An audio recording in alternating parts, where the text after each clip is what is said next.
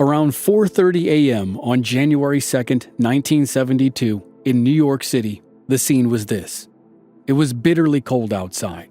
Virtually no one was on the streets. It was the night after New Year's Eve, so only the hardcore were partying at 4:30 in the morning. Unless they were working, most people were asleep. In the heart of New York's opulent and expensive hotel district, most people in the 700 rooms of the Pierre Hotel were asleep as well. The Pierre sat on the corner of 5th Avenue and East 61st Street. Its front entrance on 5th Avenue looks straight out at Central Park. The hotel was, and still is, iconic. Its interior is over the top, with marble floors and columns, lavish staircases, and painted ceilings. It looks like an extravagant Italian museum that you can also live in. Some of its 700 rooms were for visiting guests, who were usually some of the richest people on Earth. Other rooms, which were more like entire floors of the building, were for full-time residents. And to live at the Pierre Hotel, you also had to be insanely rich.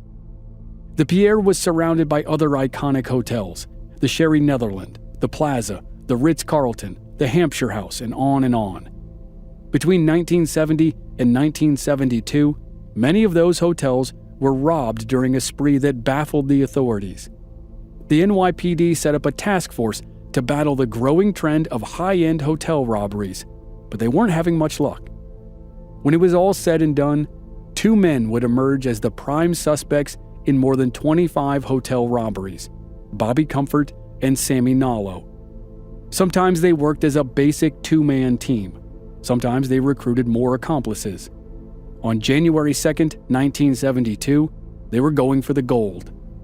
They had recruited 6 men for their crew and had secured the blessing and support of the Lucchese crime family to attempt their biggest robbery to date.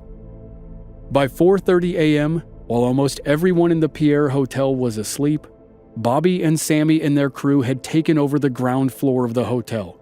They had captured 12 employees who were now hostages. The employees were handcuffed, muzzled with duct tape, and stuffed into an office behind the front desk. Bobby Comfort now posed as the front desk clerk. One of his men was posing as the security guard at the entrance. 1 man guarded the hostages, and 2 roamed the halls in search of more employees. They were all dressed in disguises that included tuxedos, bad wigs, and even worse, fake beards and mustaches. The last 2 men of the crew were, at that moment, 4:30 a.m., starting to smash open the safe deposit boxes in the hotel's vault.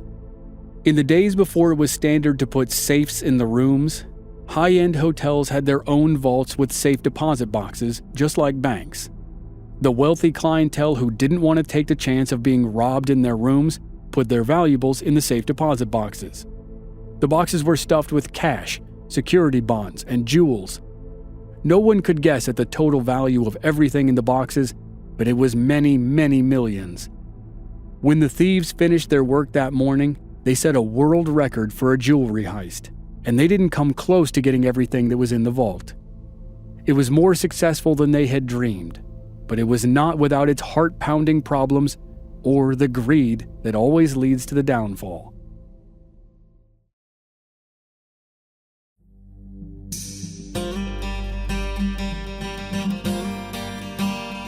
From Black Barrel Media, this is Infamous America. I'm your host, Chris Wimmer, and this season we're telling the story of one of the boldest robberies in American history and the crazy cast of characters who brought it to life. This is Episode 4, The Robbery, Part 2.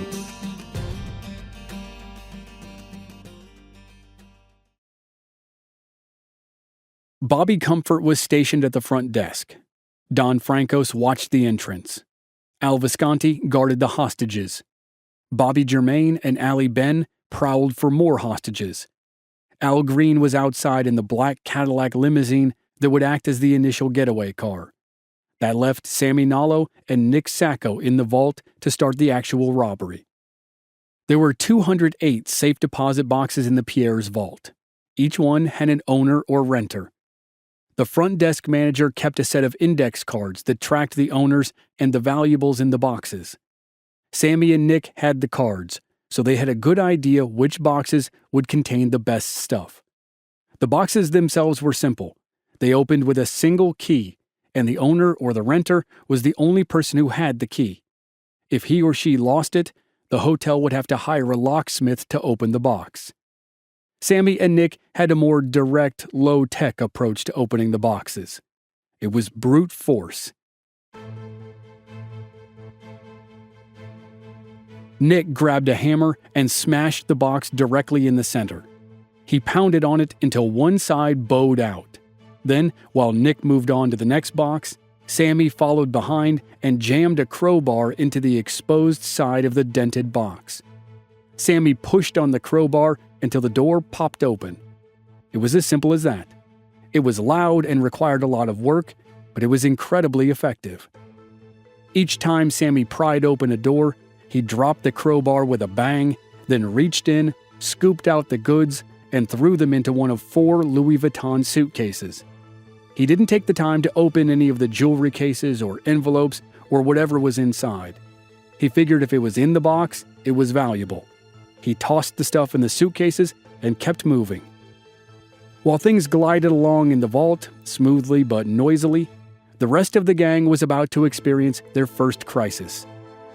Bobby Comfort had hoped everyone in the hotel would stay asleep from 4:30 a.m. until 6:45 a.m., when the robbers planned to finish the job. But of course, it wasn't going to be that easy. A wealthy Brazilian lawyer called down to the front desk to complain that he was waiting too long for the elevator. The Brazilian was staying in the honeymoon suite with his new bride. Apparently, his new bride's mother was also in the suite. The lawyer was trying to escort his new mother-in-law back to her room on a lower floor, and he was growing impatient. Why this was happening at 4:45 in the morning, no one knows. And why the bride's mother had joined them on their honeymoon was also a puzzle, but that was one Bobby was not prepared to think about. He did, however, need to come up with a fast solution to the elevator problem. The elevator attendant was currently handcuffed in the executive office with duct tape over his eyes and mouth. Bobby assured the lawyer that the elevator was on its way. But apparently Bobby's first plan was just to hope the lawyer gave up and took the stairs. 5 minutes later, the Brazilian called the front desk again. He was becoming increasingly agitated and demanded to speak to the night manager. Bobby told him he was the night manager. He apologized for the inconvenience and tried to explain that they were short-staffed because of the holiday. He assured the lawyer again that the elevator was on its way. Plan A clearly wasn't working, so Bobby turned to Plan B. In 1972, the elevators in the Pierre Hotel were holdovers from an older era. They weren't the modern style where you press a button and the car moves automatically. They were the original elevators that were installed when the hotel was built in 1930. They operated with cables and levers and a manual braking system. In short, they could only be operated by a trained attendant. It wasn't the most complex system in the world, but if you tried to fake it, you'd be in trouble. Bobby had actually planned for this type of problem, but he hesitated to use his solution until he absolutely had to. Now he had to. He hurried to the vault to get Nick's Sacco.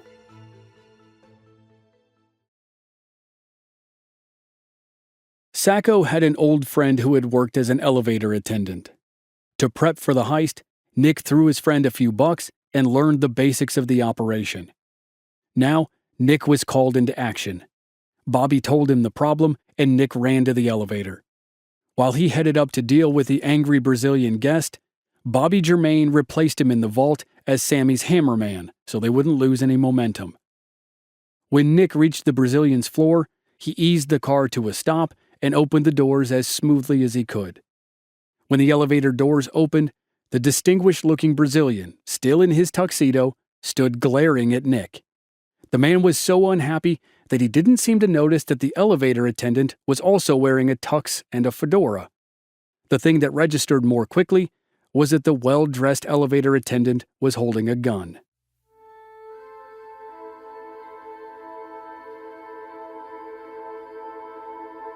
Nick stepped off the elevator, pointed the gun at the Brazilian, and then demanded to go to his suite. When the man resisted, Nick moved the gun up to his head and suggested he rethink his position. The lawyer did, and he led Nick down the hall to his suite. When they walked in the door, the man's beautiful, much younger bride was sitting on a sofa wearing her nightgown. Her mother, who was sitting next to her, was still dressed in her evening gown. Both women stood up in alarm when they saw the stranger with the gun. Nick calmly explained that the hotel was being robbed and that he was one of the robbers. He gave them the usual, no harm would come to them if they cooperated pep talk.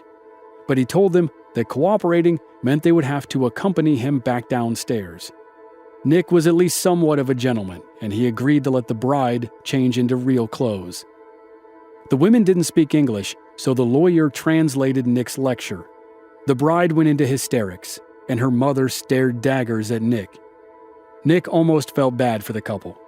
If being held hostage on your honeymoon was any kind of omen, it couldn't be a good one. And then throw in an angry mother-in-law and it went from bad to worse. The bride changed her clothes and the three hostages traveled down to the executive office behind the front desk that was now the hostage holding area.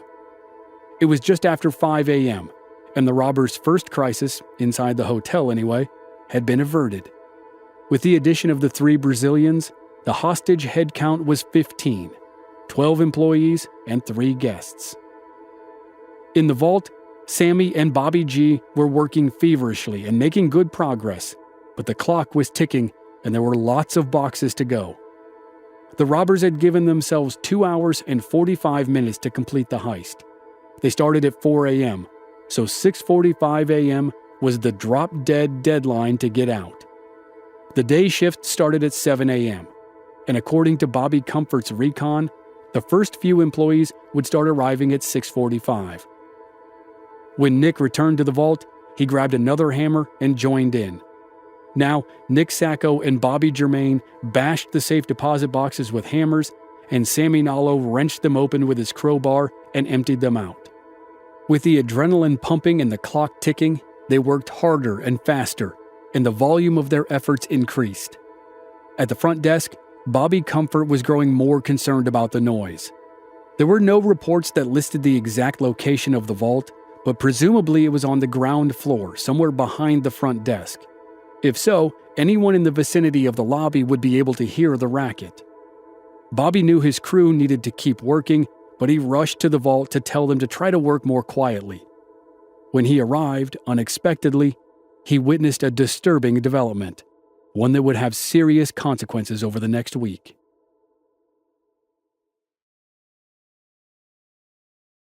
Bobby and Sammy chose the Pierre Hotel as a target because it was home to some of the richest people in the country, and its guests were some of the richest people in the world. In 2019, an apartment in the Pierre was listed for rent at a price of $500,000 per month. People who could afford $6 million in rent every year, those were the kinds of people Bobby and Sammy wanted to rob. One such couple were Baron and Baroness von Langendorf. Baron Walter von Langendorf was an exceptionally wealthy Austrian perfume magnate. He owned an apartment at the Pierre Hotel, a 30-acre beachfront estate on Long Island, an estate in Palm Beach, and a villa in Monte Carlo. His second wife, Gabrielle, was known for her extravagant collection of jewelry. Bobby and Sammy had seen photos of her at parties for the city's elite. When Bobby looked through the index cards that were connected to the boxes, he found one with her name on it. That box was definitely a target. And as Bobby approached the vault, the 3 men inside had just reached it. Nick and Bobby G hit it with their hammers, and Sammy ripped the door off as fast as he could. He threw the crowbar to the ground with a loud clang. He reached into the back of the box and scooped out several leather jewelry cases in velvet bags. Each was emblazoned with the name of a famous jeweler. Sammy had held to his strict no-look policy, but now he couldn't help himself. Before he put the last jewelry case into the suitcase, he peeked inside to find the most dazzling diamond necklace he had ever seen. Later, that single necklace would be valued at $750,000. Sammy fell into a trance as he took the necklace out of its case and held it in his hand. He was so taken with it that he didn't notice Bobby appear in the doorway. But before Bobby opened his mouth to ask the men to quiet down, he saw, or thought he saw, something very troubling. It looked like Sammy, his good friend and partner in crime, had just slipped something into his pocket. It looked like a piece of jewelry, but Bobby only caught a glimpse of it. He froze for a second. He couldn't accuse his partner of stealing while they were in the middle of a robbery, especially if he wasn't completely sure of what he saw. Even if he was positive, the accusation could cause a meltdown that could get them all caught. Given the highly stressful situation and the time crunch, Bobby decided to let it go for now. He would confront Sammy about it later, and this was where the Lucchese family could come in handy. If Bobby didn't get the truth, he could tell the Luccheses that Sammy was holding out on them. If that happened, Sammy could never run far enough or fast enough. Bobby aborted his mission at the vault and returned to the front desk. He got back just in time to answer a call from Don Francos, who was posing as the security guard at the hotel's side entrance. The main entrance on 5th Avenue was closed for the holiday weekend as a security precaution. Everyone had to use the side entrance on East 61st, and that was locked from 1 a.m. to 6 a.m. People who wanted to get in during those hours had to prove that they were residents or had reservations. A little after 5 a.m., a gray-haired gentleman in a tuxedo who was probably in his mid-70s was doing just that. He was telling Francos that he was a resident and he wanted to be let in. Francos had no choice but to open the door, but he quickly called Bobby to warn him that the man would be at the front desk in a matter of seconds. In short order, Bobby heard the man's footsteps in the marble corridor as he approached the lobby. As the footsteps grew closer, Bobby walked around the front desk and greeted the gentleman by pointing a gun at him. The elderly man looked at the gun, looked at Bobby, and looked back at the gun. Then he got a funny look in his eyes and began to stumble backwards. He gasped for air, and Bobby started to panic. He put his gun away and grabbed the man before he fell to the marble floor. If this guy cracked his head open, the robbers would be in serious trouble. If they got caught, they were already facing a host of charges, not the least of which were armed robbery and probably something related to kidnapping because of the hostages. But if this guy suffered a severe injury or died during the robbery because he was now clutching his chest like he was having a heart attack, the thieves would face murder charges. This was very, very bad. With Sammy, Nick, and Bobby G in the vault, Don Francos watching the entrance, and Al Visconti guarding the hostages, Ali Ben was the only robber left who could help Bobby deal with the man who may or may not be having a heart attack. Ali Ben was known as a violent criminal, so he may not have cared if the guy lived or died, but Bobby sure did. Bobby yelled to Ali Ben, and they guided the man over to a plush chair in the lobby and sat him down. The man closed his eyes and slouched back into the chair. The two robbers hovered over him and stared. They had no idea what to do. Bobby sent Ali Ben to get some water out of a water cooler in the office. Bobby shook the man a few times to try to get his attention, but the man didn't respond. Ali Ben returned with the water, and Bobby held the paper cup to the man's lips. The man gulped it down, and the two robbers breathed a small sigh of relief. The guy wasn't dead, and he wasn't unconscious. They gave the man some more water, and his breathing started to normalize. The color came back into his cheeks. Those were good signs, but Bobby knew it wasn't over yet. The only thing Bobby knew about the man was his name, Mr. Graff. That's what the man had said to Don Francos at the entrance. His name was Graff, and he lived at the hotel. Bobby looked down at Mr. Graff, who still had his eyes closed and wore a pained expression on his face.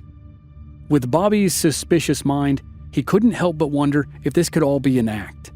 Maybe this guy was some famous Broadway actor who was turning in the performance of a lifetime to avoid being robbed or murdered, or both. If so, it was gutsy as hell. But Bobby assumed Mr. Graff wasn't faking it.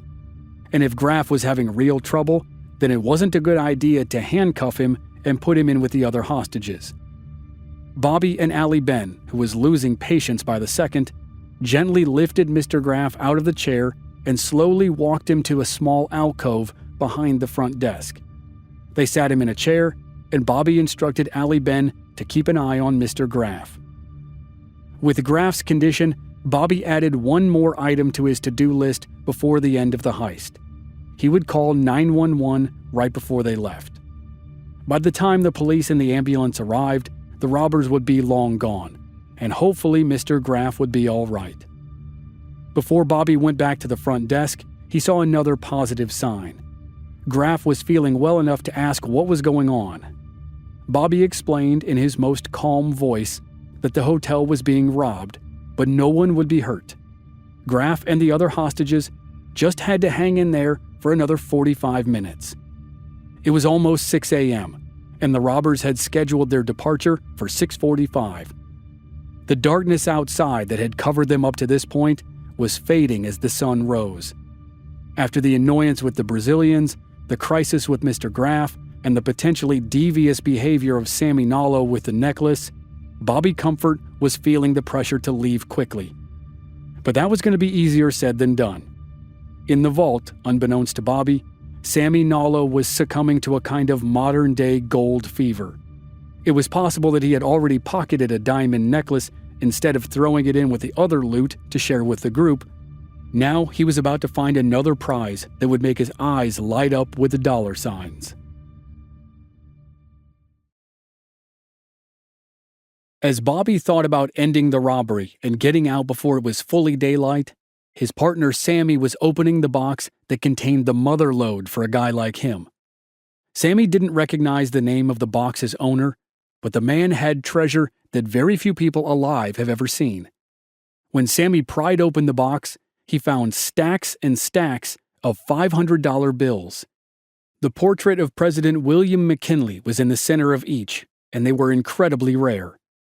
At various times in America's history, the government issued individual bills of $500, $1,000, $5,000, and even $10,000. Everything over $100 is now out of circulation, and the $500 bill went out in 1969, 3 years before the heist. But any official United States currency that was issued after 1861 is still usable. Now, if Sammy showed up at a bank or a casino with stacks of $500 bills, people would probably ask questions, but technically, they were still legal tender. And for a guy with Sammy's problems, that kind of cash was a windfall. Questions be damned. Sammy dumped all the money into a suitcase, and he and Nick and Bobby G high-fived each other as if they'd just won the lottery.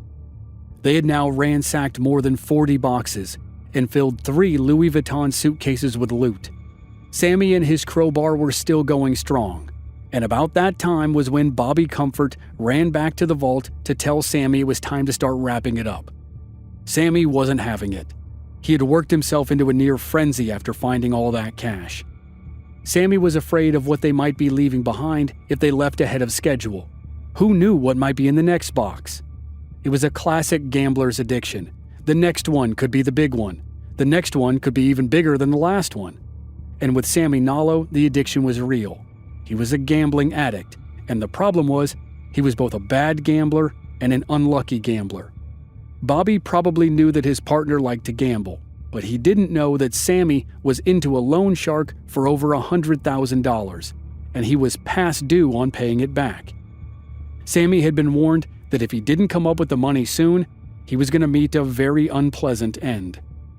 Sammy's dire financial situation almost certainly pushed him to take the diamond necklace from Baroness von Langendorf's collection.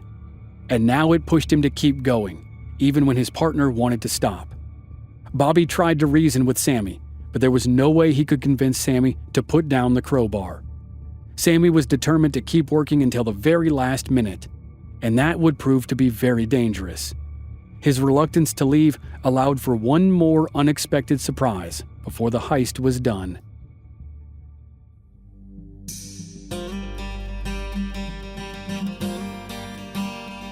Next time on Infamous America, another uninvited guest arrives at the hotel to potentially create chaos. The crew finally succeeds in forcing Sammy to stop, and they have precious little time to get out before all hell breaks loose. That's next week on Infamous America.